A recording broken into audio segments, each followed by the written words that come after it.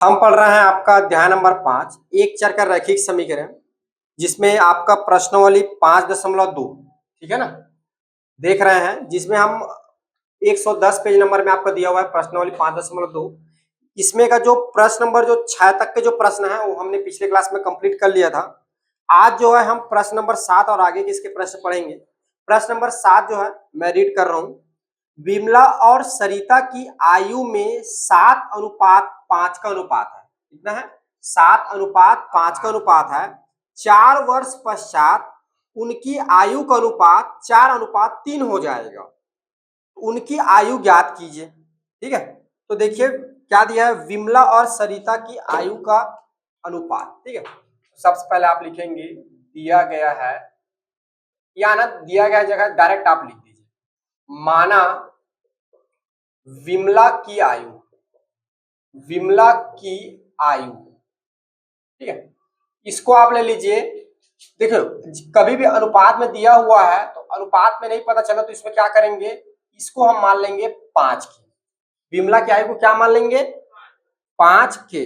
अच्छा एक काम करते हैं, मैं के लिखूंगा तो आप लोग कंफ्यूज हो जाओगे, क्योंकि आप लोग एक चर का रैखिक समीकरण पढ़ रहा हो और चर वाला जो है आप जो है समझते हो, इसलिए जो है विमला की आयु को 5 के नहीं जी 7 के रहेगा। क्या रहेगा जी? 7x रहेगा। क्या रहेगा? 7x, क्योंकि विमला पहले लिखा है उसके बाद क्या लिखा है 7, तो विमला का कितना होगा? 7। ठीक है, और सरिता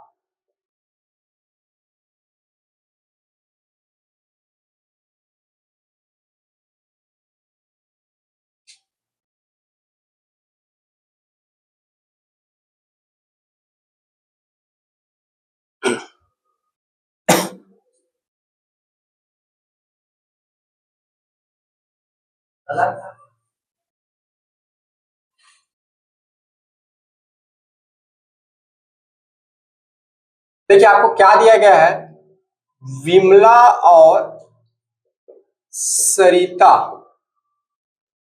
के आयु का अनुपात दिया गया है।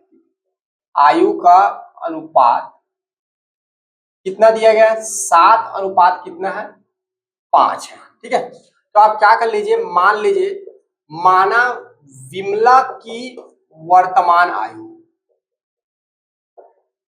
वर्तमान आयु इसको आप ले लीजिए 7x ले लीजिए। ठीक है, जब अनुपात में रहता है तो उसको हल करने के लिए ऐसे मानना पड़ता है। ठीक है, 7x। सरिता की वर्तमान आयु ये कितना है?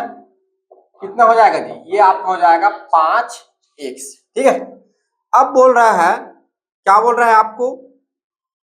4 वर्ष पश्चात उनकी आयु का अनुपात। 4 वर्ष पश्चात मतलब 4 वर्ष बाद। जैसे अभी आपकी आयु कितनी है? मान के चलिए 13 वर्ष या 14 वर्ष मानते हैं। अभी आपकी आयु कितनी है? 14 वर्ष। तो 5 वर्ष पश्चात, 5 वर्ष बाद कितना हो जाएगा? 19 वर्ष। 5 क्या कर देंगे? जोड़ देंगे। हाँ, तो इसमें कितना दिया हुआ है? 4 दिया हुआ है ना, मैंने 5 का एग्जांपल दे दिया। तो 4 वर्ष पश्चात, तो अगर आपकी आयु 14 है तो 4 वर्ष पश्चात कितना हो जाएगा? 18। तो माने 4 उसमें क्या कर देंगे हम? ऐड कर देंगे। ठीक है, तब विमला की 4 वर्ष पश्चात आयु कितना हो जाएगा? 7x धन 4 वर्ष। आयु को किस में नापते हैं जी? आयु किस में नापते हैं? आयु को कैसे नापते हैं जी? वर्ष में। कैसे लिखते हैं? वर्ष में। ठीक है, सरिता की 4 वर्ष पश्चात, सरिता कितनी इसकी आयु कितनी हो जाएगी? कितने वर्ष का हो जाएगा? 5x धन 4 वर्ष। अब प्रश्नानुसार क्या बोल रहा है आपको? प्रश्नानुसार आपको बोला जा रहा है कि 4 वर्ष पश्चात इनका, देखो इनका अनुपात क्या हो जाएगा? ये, और इसका अनुपात कितना हो गया? ये। 4 वर्ष पश्चात सरिता, 4 वर्ष पश्चात विमला और सरिता का अनुपात क्या हो जा रहा है? इतना। तो ये किसके बराबर होगा बोल रहा है? 4 और 3 के बराबर होगा। 4:3 के बराबर होगा। ठीक है ना, तो इसको जो अनुपात कैसे लिखते हैं? बटा के रूप में लिख देते हैं ना, तो ये हो जाएगा ऐसा। देखो यहाँ पे ध्यान रखना, जैसे कि आपको कहीं पे लिखा हुआ है ए अनुपात बी, तो इसका मतलब होता है ए बटा बी। अनुपात को ऐसे बटा के रूप में लिख सकते हैं, ठीक है। यहीं पर बता देता हूँ, दूर में बता दिया, यहीं पे चूंकि करके लिख लो। चूंकि देखो इसको लिख सकते हैं, अगर आपको ए अनुपात बी दिया है तो इसको लिख देते हैं ए बटा बी, ठीक है। अब ये क्या हो जाएगा आपका 4 बटा हो जाएगा 3। अब यहाँ इसको हल करने के लिए क्या कर देंगे आप, तिर्यक गुणा। क्या कर देंगे, तिर्यक गुणा करने पर ये, तो तिर्यक गुणा होगा 3 का गुण इसके साथ 7x धन का 4, तिर्यक गुणा होगा 4 का इसके साथ गुणा होगा 5x धन के 4 के साथ, तो कितना हो जाएगा 7 या 21x धन 4 या 12 बराबर 4 पंचे कितना हो जाएगा जी 20x और 4 चौक 16, ठीक है। x वाले को इधर ले आए 21x, जब ये इधर आएगा तो ऋण का क्या हो जाएगा 20x बराबर 16, धन का 12 उधर जाएगा तो क्या हो जाएगा ऋण का 12, तो x बराबर कितना हो जाएगा 16 में 12 जाएगा तो कितना बचेगा जी 4, कितना बचेगा 4, ठीक है। तो अतः विमला की वर्तमान आयु क्या लिए है, उसकी आयु को क्या माने है जी, वर्तमान आयु को क्या माने हमने 7x, तो 7 में किसका गुणा हो जाएगा 4 का, तो 7 चौक कितना होगा 28 वर्ष, ठीक है। सरिता का वर्तमान आयु निकाल लीजिए, सरिता की वर्तमान आयु, सरिता की वर्तमान आयु क्या लिए हमने 5x, तो क्या हो जाएगा 5 गुणा 4 बराबर कितना हो जाएगा 20 वर्ष। कितनी हो जाएगी इसकी आयु 20 वर्ष, ठीक है। तो इसका आयु कितना हो जाएगा 28 और इसका आयु कितना हो जाएगा 20, ठीक है। विमला का ये ऐसे निकालेंगे उसको आयु को, ठीक है। अनुपात में दिया रहेगा तो उसको क्या करेंगे x करके मानेंगे, चर दिया नहीं है चर लाना पड़ेगा, तो x करके मानेंगे। उसके बाद आपको जैसा प्रश्न बोला उसके अनुसार लिख देंगे। तो बोला है जब 4 वर्ष पश्चात उनकी आयु का जो अनुपात होगा इस अनुपात के बराबर होगा, तो हमने इसके अनुपात के बराबर करके हल कर लिया, हमारा आंसर आ गया, ठीक है। चलिए इसी में जो है आपका अगला जो प्रश्न है उसको भी समझ लेते हैं। देखिए ये है आपका हल नंबर 8। देखिए क्या दिया हुआ है, पहले प्रश्न को अच्छे से पढ़िए। देखिए अलका एक, ये जादू प्रश्न है, देखो मन में सोचे वाले नंबर को बताएंगे, ठीक है। अलका एक नाम है किसी का, अलका एक संख्या सोचती है मन में, ठीक है, संख्या सोचती है, वह उसमें 5 जोड़ती है, इसमें सोची गई संख्या के दुगने को पुनः जोड़कर 10 घटा देती है, फिर घटाने पर 40 प्राप्त होती है, तो वह संख्या बताइए, ठीक है। तो माना, पहले आप मान लेंगे, माना अलका द्वारा सोची गई संख्या बराबर क्या संख्या सोचती है जी, मान लेते हैं x एक संख्या है जो अलका क्या करती है सोचती है।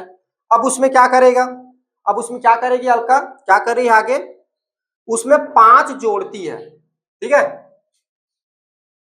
तब 5 जोड़ने पर 5 जोड़ेगी तो संख्या क्या बन जाएगा जी x धन 5। पुनः क्या करती है, देखो सोची गई संख्या का दुगुना करके 10 घटा देती है, क्या कर देती है, सोची गई संख्या का क्या कर देती है दुगुना करके 10 घटा देती है, तो किसके बराबर हो जाता है 40 के बराबर। तो प्रश्नानुसार देखिए, अब यहां पे लिखेंगे प्रश्नानुसार, माने प्रश्न में जो बोला गया है उसके अनुसार हम कार्य कर रहे हैं।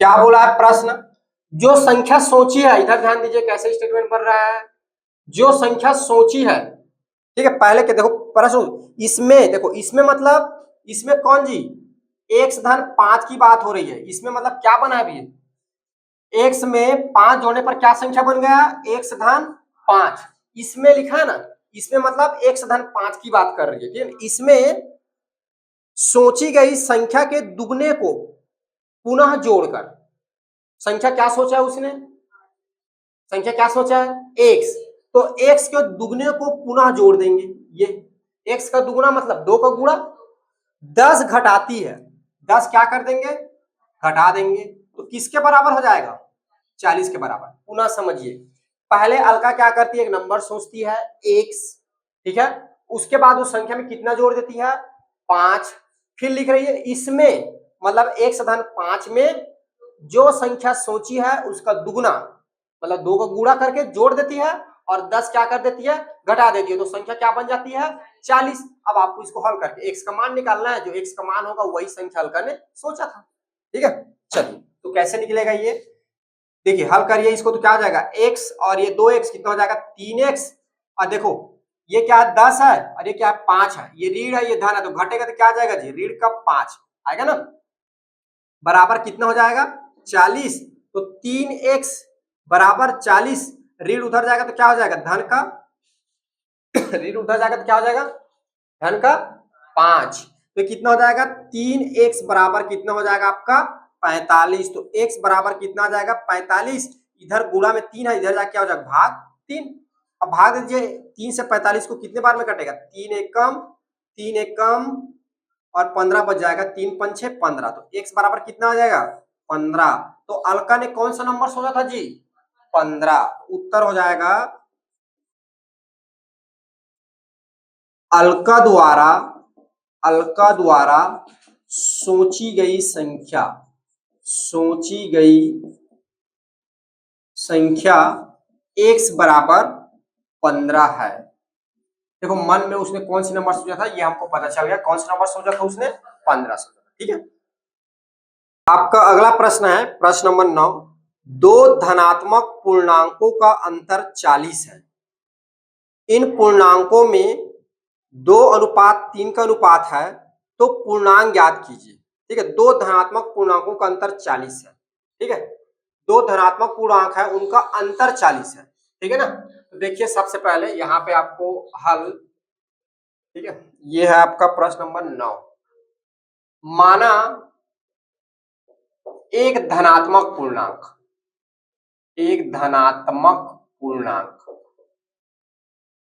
क्या है, इसको मान लो x।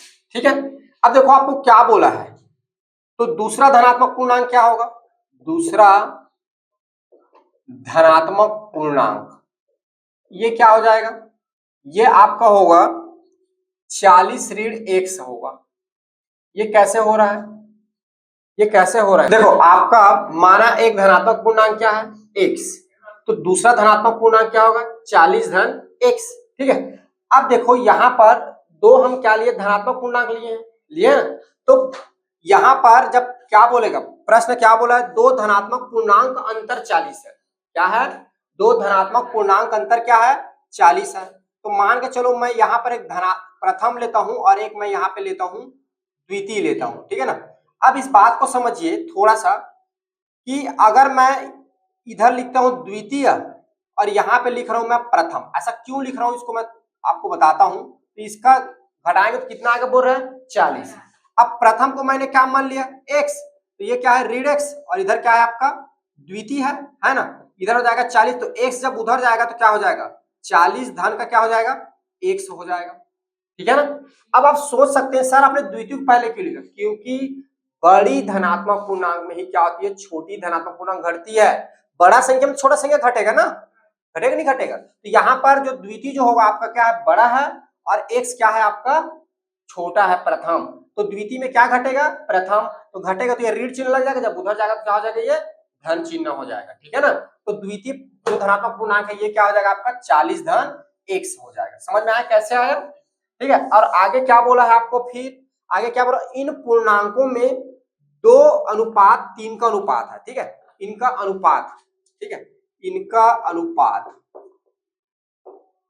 अनुपात कितना है जी 2:3 है। ठीक है, अब देखिए प्रश्नानुसार क्या हो जाएगा, इनका जो अनुपात होगा किसके बराबर होगा 2:3 के, तो ये क्या हो जाएगा x अनुपात 40 धन x बराबर होगा आपका 2:3 का, तो इसको क्या लिख सकते हैं बटा के रूप में लिख सकते हैं, ये हो जाएगा x बटा 40 धन x बराबर 2 बटा क्या हो जाएगा 3। अब क्या कर देंगे यहाँ पे तिर्यक गुणा करने पर तो ये आपका हो जाएगा 3x बराबर ये हो जाएगा 2 40 धन x। ठीक है, तो 3x बराबर ये आपका हो जाएगा 40 दूनी 80 धन ये हो जाएगा 2x। x इधर आ जाएगा तो क्या हो जाएगा 3x ऋण का 2x बराबर हो जाएगा 80। तो x बराबर आपका हो जाएगा 80। कितना हो जाएगा जी 80। ये ठीक है। तो आपको बोल रहा है तो ये पूर्णांक ज्ञात कीजिए। आपको क्या करना है पूर्णांक बताना है। ठीक है, तो उत्तर आपका क्या हो जाएगा प्रथम धनात्मक पूर्णांक। प्रथम धनात्मक पूर्णांक ठीक है, तो x बराबर कितना हो जाएगा 80। और दूसरा धनात्मक पूर्णांक, दूसरा धनात्मक पूर्णांक क्या हो जाएगा x 40 धन x, 40 धन x, तो ये हो जाएगा 40 धन 80 बराबर कितना हो जाएगा 120। देख पा रहे हो यहाँ पर क्या है, ये बड़ा है ना, इसको घटाए थे तभी तो उधर जाके वो धन हो गया। तो दूसरा क्या होगा आपका बड़ा होगा और पहला क्या होगा आपका छोटा होगा। तो बड़ी में क्या करेंगे हम छोटी संख्या घटाएंगे। तो जब इसको x को जब इसमें घटाए तो उधर जाके क्या हो गया वो धन बन गया। ठीक है, समझ में आ गया कैसे धन हुआ वो। तो ये बड़ा आएगा दूसरा, तो इसीलिए प्रथम को घटाएंगे उधर जाके वो 40 हो। ठीक है, तो उधर जाके क्या हो जाएगा आपका धनात्मक हो जाएगा। क्लियर है ये वाला कंडीशन कैसे लिखे समझ में आ रहा है ना। ये बनाना आपको आना चाहिए, ये बनेगा तभी ये आगे बन पाएगा। ठीक है, चलिए अगला देखिए प्रश्न नंबर जो है 10। 5 के 3 क्रमागत गुणजों का योगफल 555 है, तो ये गुणज ज्ञात कीजिए। 5 के 3 क्रमागत गुणज। ठीक है, तो पहले हम समझ लेते हैं क्रमागत गुणज का मतलब क्या होता है। देखो गुणज, अब जैसे यहां पे दिया 5 का गुणज, मतलब पहले हम क्या करेंगे 5 एक का गुणा करेंगे 5 में कितना हो जाएगा 5। फिर उसके बाद 5 में 2 का गुणा करेंगे 10। ठीक है, 5 में फिर किससे गुणा करेंगे 3 का कितना हो जाएगा 15, फिर 20, फिर 25। ये ऐसे करते करते आएगा। ये सारे क्या कहलाते हैं 5 के गुणज कहलाते हैं, क्योंकि ये सारे क्या है 5 के गुणा करने पे आ रहा है। तो पहले 1 के साथ गुणा करेंगे, फिर 2 के साथ करेंगे, फिर 3 के साथ करेंगे, फिर 4 के साथ करेंगे। तो ये सारे हमारे क्या कहलाएंगे 5 के गुणज कहलाएंगे। क्या कहलाएंगे ये 5 का गुणज कहलाएगा। ठीक है, ये अब देखिए 5 के गुणज तो ये हो गए। तो आपको प्रश्न कैसे बनेगा ये, ठीक है, ये मैं आपको समझाने के लिए लिखा हूं ना, इसको नोट करके लिख लेंगे आप, ताकि आप लोग जब प्रश्न को सॉल्व करें तो आपको समझ में आना चाहिए। देखिए आपका हल नंबर जो 10वां है 3 क्रमागत, क्या बोला है 5 के गुणज 3 क्रमागत। ठीक है, तो यहां पर देखिए माना 5 के गुणज 3 क्रमागत संख्या, 3 क्रमागत संख्या। क्रमागत मतलब क्या होता है जी क्रम से आने वाला। ठीक है, तो पहली क्रमागत पहली संख्या, पहली संख्या को क्या मान लें, क्या मानेंगे यहाँ पे x। पहली संख्या क्या हो जाएगी x। ठीक है, तो दूसरी संख्या क्या होगी, सोचो थोड़ा, दूसरी संख्या क्या होगी। दूसरी संख्या आपका होगा 1 से धन 5। ऐसा क्यों, इसीलिए मैं आपको ऊपर में बताया हूं पहले से। देखो ये क्या है जी 5, 5 से 10 में कितना का अंतर जा रहा है, कितना जोड़ रहा हूं 5 में 10 आ रहा है, सॉरी 5 में कितना जोड़ रहा हूं 10 आ रहा है 5। तो इसको 1 से धन 5 लिखूंगा तभी तो 10 मिलेगा। ठीक है, और तीसरी संख्या, तीसरा संख्या क्या होगा हमारा, तीसरा संख्या क्या हो जाएगा x धन 10। क्यों होगा, x तो आपका पहला हो गया, आपने इसको x माना है। ठीक है, और एक समय जब आपने क्या किया 5 जोड़ा तो कितना आ गया 10 आ गया। अब इस x में क्या जोड़ेंगे तो 15 आएगा। क्या जोड़ेंगे तो 15 आएगा जी, तीसरे नंबर में क्या जोड़ेंगे एक समय तो 15 आएगा, एक समय 10 जोड़ेंगे ना। ठीक है, यहाँ पे पेन नहीं चल रहा है, ब्लैक ही पेन का यूज कर लेता हूँ। यहाँ पर कितना जोड़ेंगे 10, 10 ऐड करोगे तो कितना आएगा आपका 15 आएगा। तो तीसरी संख्या में भाई पहली संख्या क्या है x है, तो दूसरी संख्या लाने के लिए क्या जोड़ेंगे 5, तो 10 आ जाएगा। और तीसरी संख्या लाने के लिए क्या जोड़ेंगे 15। कैसे आएगा 5 में कितना जोड़ेंगे 10, तब तो 15 आएगा। तो इसीलिए क्या हो जाएगा x धन 5 और x धन 10। याद रखना पेपर में ये नहीं लिखना, ये समझने के लिए, पेपर में आएगा तो ये लिखोगे इतना सॉल्यूशन। ठीक है, अब प्रश्नानुसार क्या बोला है, क्या बोला प्रश्नानुसार 3 क्रमागत संख्याओं का योग कितना है 555 है। तो पहली क्रमागत संख्या x, दूसरी क्रमागत संख्या x धन 5, तीसरी क्रमागत संख्या x धन 10 बराबर कितना है बोला है 555 है। ठीक है, जोड़ दीजिए, x धन 5 धन x धन 10 बराबर आपको हो जाएगा 555। x x को जोड़िए, 1x 2x 3x, ये हो जाएगा 3x और 5x में 10x, तो ये हो जाएगा 15 बराबर आपका हो जाएगा 555। ठीक है, तो 3x बराबर कितना होगा 555। जब ये उधर जाएगा तो क्या हो जाएगा ऋण का 15, घटा दीजिए तो कितना आ जाएगा 3x बराबर 5 में 5 जाएगा 0 और 5 में जाएगा 4, ये हो जाएगा ये 540। तो x बराबर आपका क्या हो जाएगा 540 बटा आपका हो जाएगा 3। ठीक है, अब कटा दीजिए इसको, कटेगा तो 3 एकम, तो 3 एकम 3, कितना बच गया 2, 3 सत्ते 3 8 24, 3 शून्य। ठीक है, ये देखिए, तो x बराबर आपका आ गया 140। ठीक है, तो यहां पर लिख रहा हूं ना बाकी को। ठीक है, अतः अतः आप लोग जो है इसको लिखने के बाद इसको लिखेंगे। ठीक है, नीचे में, बगल में नहीं लिखना है, नीचे में। ठीक है, अतः पहली संख्या को हमने क्या माना, पहली संख्या यहाँ पे अब, ठीक है, अतः पहली संख्या x बराबर कितना आया है 180। दूसरी संख्या क्या हो जाएगा x प्लस 5, तो कितना आ जाएगा 180 धन 5 कितना होगा 185। तीसरी संख्या क्या होगा जी x प्लस 10, तो ये हो जाएगा 180 धन 10 बराबर कितना हो जाएगा 190। तो उत्तर क्या आ जाएगा 5 के गुणज 3 क्रमागत संख्याएं। 3 क्रमागत संख्याएं क्या क्या होगा, पहला होगा आपका 180, फिर उसके बाद आएगा 185, फिर उसके बाद आ गया 190। आप देख पा रहे हो तीनों क्रम से आ रहा है, तीनों क्रम से आ रहा है ना जी। 55 का गुणा है, 5 का डिफरेंस होकर आ रहा है। ठीक है, तो ये वाला जो प्रश्न है आपका ऐसा बनेगा। ठीक है, देखिए अगला प्रश्न है आपका प्रश्न नंबर 11। रोहित की आयु, ठीक है, रोहित की आयु जो है प्रदीप की आयु के दुगने से 5 वर्ष अधिक है। ठीक है, 6 वर्ष पूर्व प्रदीप की आयु रोहित की आयु का 1/3 है, तब दोनों की आयु ज्ञात कीजिए। देखिए, तो सबसे पहले जो है आप मान लेंगे, माना प्रदीप की आयु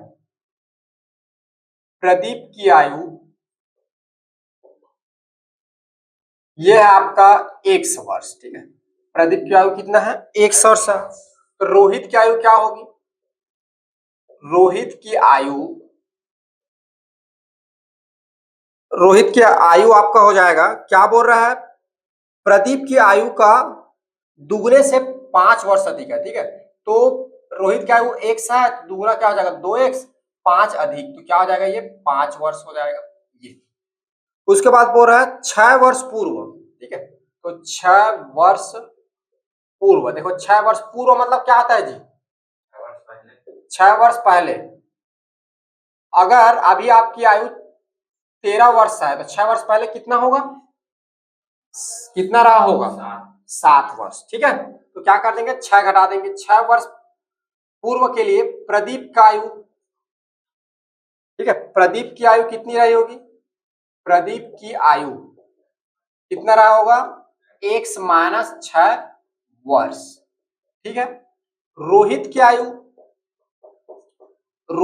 कितना रहा होगा, इसमें 6 घटा दो, अभी आयु इसकी कितनी है 2x धन 5, इसमें क्या कर दो 6 घटा दो, कितना, तो घटेगा तो कितना आ जाएगा 2x। देखो ये ब्रैकेट खुलेगा तो क्या हो जाएगा ऋण 5, तो कितना हो जाएगा ये ऋण 1, कितना हो जाएगा ये ऋण 1 हो जाएगा ना, 2x ऋण 1 वर्ष होगा रोहित की आयु। समझ में आया, 6 घटाएंगे तो धन 5 है, ऋण 6 है। ठीक है, तो क्या हो जाएगा ऋण वाली बड़ी है तो ऋण 1 आ जाएगा। ठीक है, आगे बोल रहा है 6 वर्ष पश्चात प्रदीप की जो आयु है रोहित की आयु की 1/3 थी, रोहित की आयु का 1/3 था। किधर की बात हो रही, रोहित तरफ बात हो रही, लेकिन लगेगा किधर, नहीं प्रदीप नहीं, रोहित की आयु का 1/3 था। ठीक है, 6 वर्ष पूर्व प्रदीप की जो आयु थी, ठीक है, रोहित की आयु का 1/3। ठीक है, तो ये आपका हो जाएगा प्रश्नानुसार, इधर देखो प्रश्नानुसार ये आपका हो जाएगा x माइनस 6 बराबर आपका हो जाएगा 2x ये बटा 3 हो जाएगा, 1/3।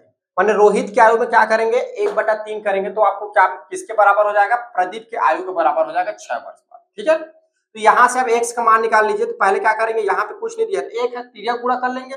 इसका गुणा जब इसके साथ होगा तो ये हो जाएगा 3x, रुको पहले लिख देता हूँ ना, x ऋण 6 बराबर ये हो जाएगा 2x ऋण का 1। ठीक है, तो ये आपका हो जाएगा 3x, 6 दूनी 12, 6 तिया 18 बराबर ये हो जाएगा आपका 2x ऋण का 1। x को इधर ले आओ 3x, ये आ जाएगा ऋण x, और ये ऋण 1 जब उधर जाएगा तो ये हो जाएगा धन का आपका क्या हो जाएगा 18। ठीक है, तो यहाँ पर क्या बचेगा, x बराबर ये आ जाएगा आपका धन का 17। ठीक है, तो अतः निकाल लीजिए प्रदीप की आयु। प्रदीप की आयु क्या हो जाएगा, प्रदीप की आयु x बराबर क्या हो जाएगा आपका 17 वर्ष, और रोहित की आयु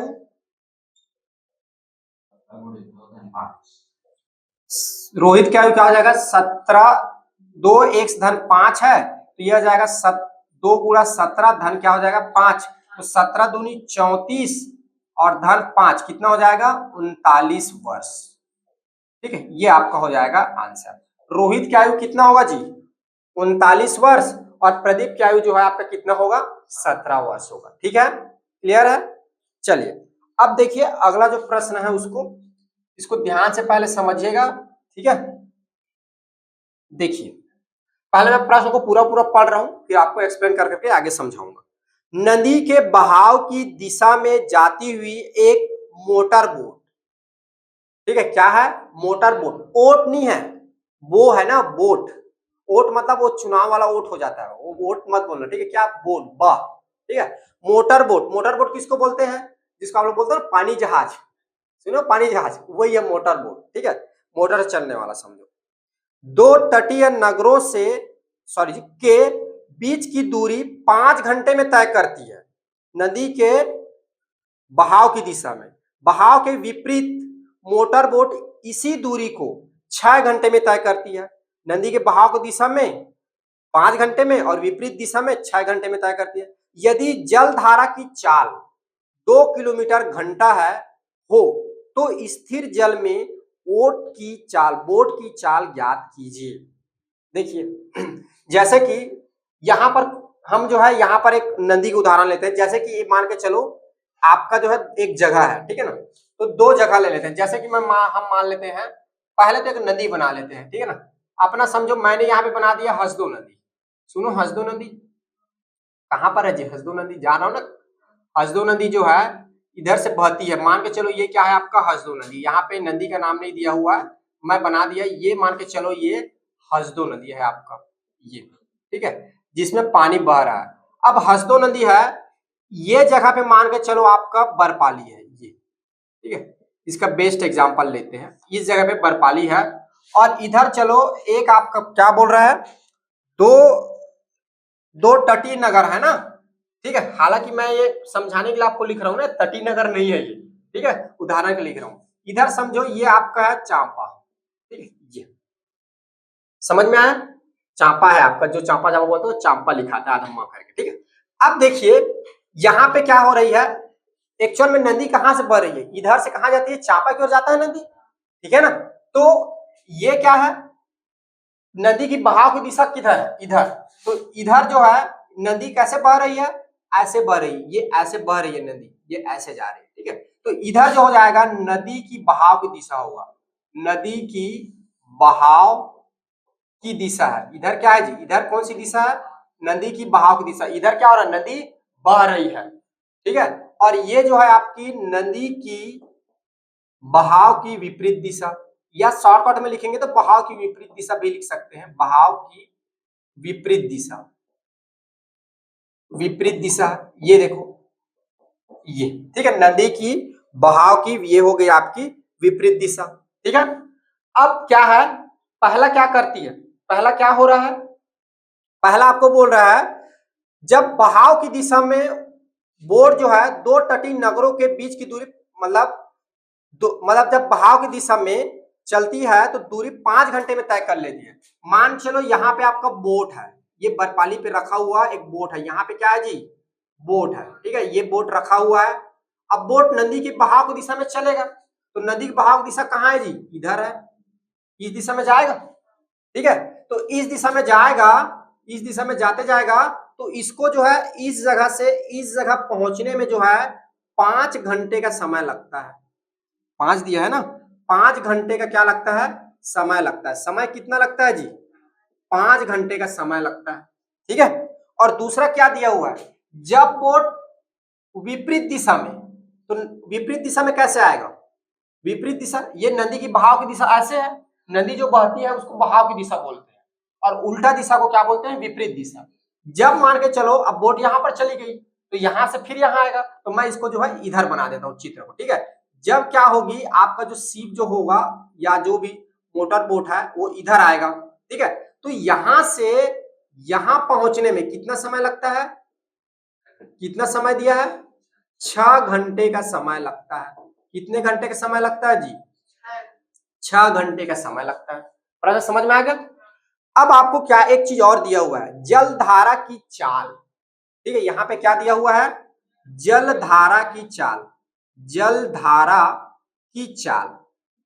अब जल धारा जिधर बहेगा उधर उसकी क्या होगी, चाल होगी, ठीक है। तो जल धारा चाल कितना है, 2 किलोमीटर क्या दिया हुआ है, प्रति घंटा होगा, 2 किलोमीटर क्या दिया हुआ है, प्रति घंटा, ठीक है, ठीक है जी।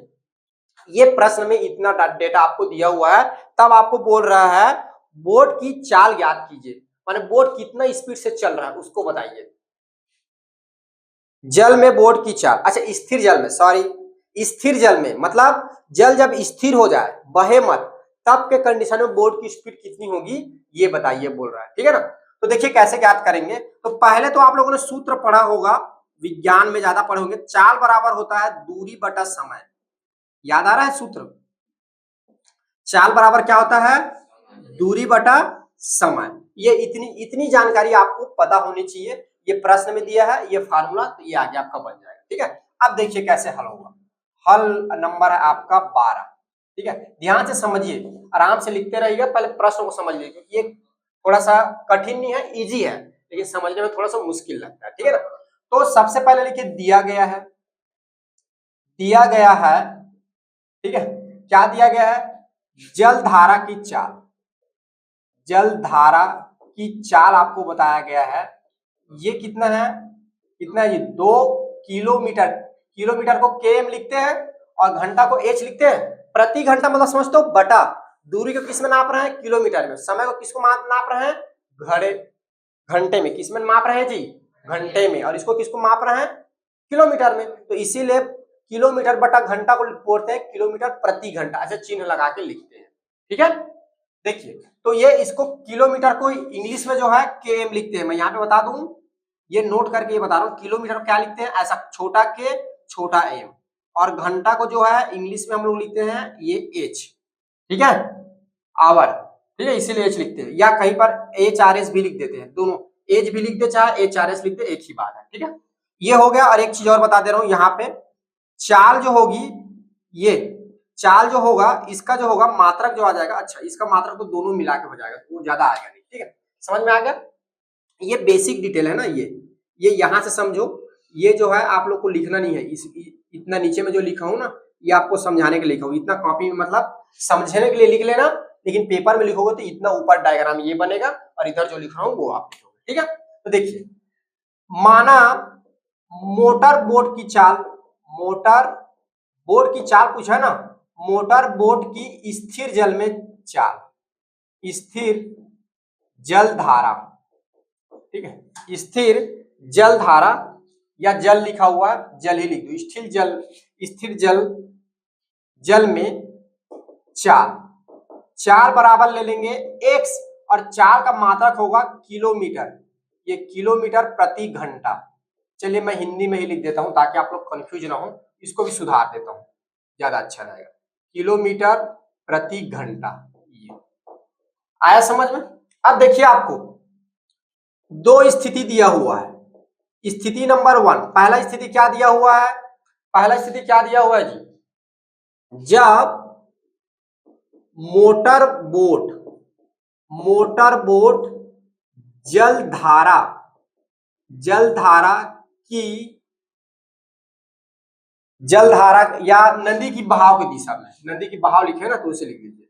जब मोटर बोट नदी की बहाव की दिशा में चलती है ठीक है।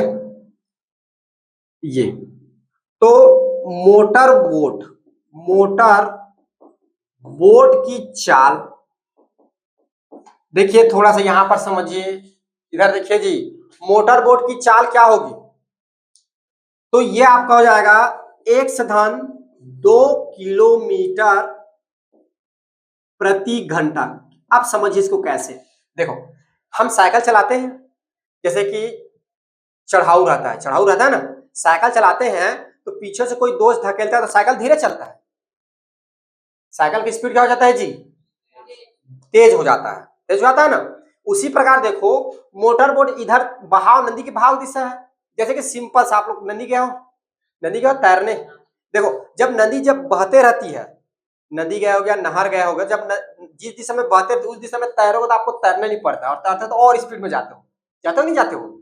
यानी जो नदी की बहाव की जो गति है वो भी आपके कार्य पे क्या हो जाता है, एड हो जाता है। इसका बेस्ट एग्जांपल है, जब आप साइकिल चलाते हो तो दोस्त पीछे से धक्का देता है, साइकिल क्या चलता है, स्पीड चलता है, क्योंकि दोस्त का भी उसमें बल जो है वो एड हो जाता है। आप तो बल कार्य कर रहे हो, आट रहे हो, पैदल मार रहे हो, लेकिन दोस्त धकेलता तो और स्पीड बढ़ता कि नहीं बढ़ता। अब यहाँ पर देखो, नदी जो है ऐसे बह रही है, इधर जा रही नहीं जा रही, इधर जा रही है नदी जी। अब इसकी चाल अगर मैं बोलूं तो इसकी चाल कितनी है, 1 किलोमीटर हमने मान के चला है, ये बोट की कितनी चाल है, 1 किलोमीटर प्रति घंटा क्या है, बोट की चाल है। क्लियर है यहाँ पर, ठीक है ना। तो अब इसमें जो है नदी भी बह रही है, और नदी की जलधारा की कितना चाल, 2 किलोमीटर प्रति घंटा, तो उसमें एड हो जाएगा ना, नदी भी उसको ढकेल रहा है और बोट अपने आप भी ढक जा रहा है, तो दोनों का चाल क्या हो जाएगा, एड हो जाएगा, जुड़ जाएगा। ठीक है, समझ में आ गया ये। तो ये कितना हो जाएगा, 1 किलोमीटर प्रति घंटा। तब लगा समय कितना समय लगता है जी, बरपाली से समझ लो चापा जाने में कितना समय लगता है बोट को, कितना समय लगता है, 5 घंटा। कितना समय लगता है जी, 5 घंटा। ठीक है, क्लियर है। दूसरा देखिए स्थिति, अच्छा तो यहां पर दूरी निकाल लेते हैं, ठीक है, यहां से दूरी निकाल लेते हैं। इसका नाम जो है ना बी दे देता हूं, और इसका नाम जो है मैं सी दे देता हूं, ठीक है, क्योंकि बरपाली चापा लिखना थोड़ा सा मुश्किल, इसका नाम देता हूं बी और इसका नाम दे देता हूं सी। ठीक है, बी से सी की दूरी, ठीक है, कि ऐसा लिखो जी, या ऐसा भी लिख सकते हो, तय की गई दूरी भी लिख सकते हो, तय की गई दूरी ऐसा लिख दो, ज्यादा अच्छा रहेगा, क्योंकि क्या कर रहा है, दूरी तय कर रहा है। ठीक है, तो तय की गई दूरी, कितना दूरी तय किया, ये कितना दूरी तय किया, तो दूरी बराबर क्या होगा, ये क्या हो जाएगा, चाल गुणा समय हो जाएगा, इस सूत्र से होगा कि नहीं होगा। तो इसकी चाल कितनी है, चाल कितना है, 1/2, और समय कितना लग रहा है, 5, और दूरी को किस में नापेंगे, किलोमीटर, तो ये आपका आ जाएगा किलोमीटर। इतना इसकी क्या हो गई, इतना क्या होगा जी, 1/2 गुणा 5 क्या होगा, इसका दूरी होगा। ठीक है, इसमें निकल गया। अब दूसरा स्थिति देखिए, स्थिति नंबर 2, जब मोटर बोट नदी के बहाव के विपरीत दिशा में चलती है, उल्टा चलती है, मतलब ये पॉइंट सी है, समझो चांपा से क्या होगा, ये बरपाली की ओर आएगा, ये सी से कहां आएगा, बी की ओर आएगा, तब के कंडीशन में। तब देखो मोटर बोट की चाल,